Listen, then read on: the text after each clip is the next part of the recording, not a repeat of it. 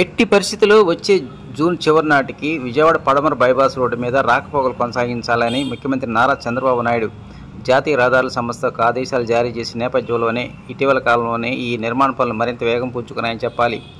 రాజధాని ప్రాంత ఉద్యోగస్తులు కావచ్చు, సాధారణ ప్రజానీకానికి మాత్రం ఈ రోడ్డు అనేటువంటిది ఎంతో కీలకంగా మారింది.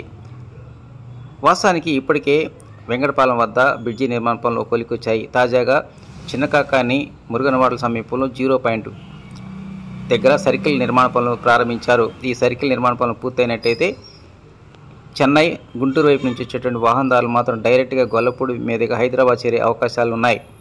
సమయంతో పాటు ట్రాఫిక్ రద్దీ నుంచి తప్పించుకోవడానికి ఈ రహదారి అనేటువంటిది ఎంతగానో ఉపయోగపడుతుంది. రాజధాని నిర్మాణ పనులు ప్రారంభమవుతున్నటువంటి నేపథ్యంలోనే అటు వాహనదారులు కావచ్చు, అదేవిధంగా రాజధాని నిర్మాణ సామాగ్రి తరలింపు విషయంలో కావచ్చు, అన్నిటికీ ఏకైక మార్గం అనేటువంటిది విజయవాడ పడమర బైపాస్ రోడ్డు అనేటువంటి చెప్పవచ్చు.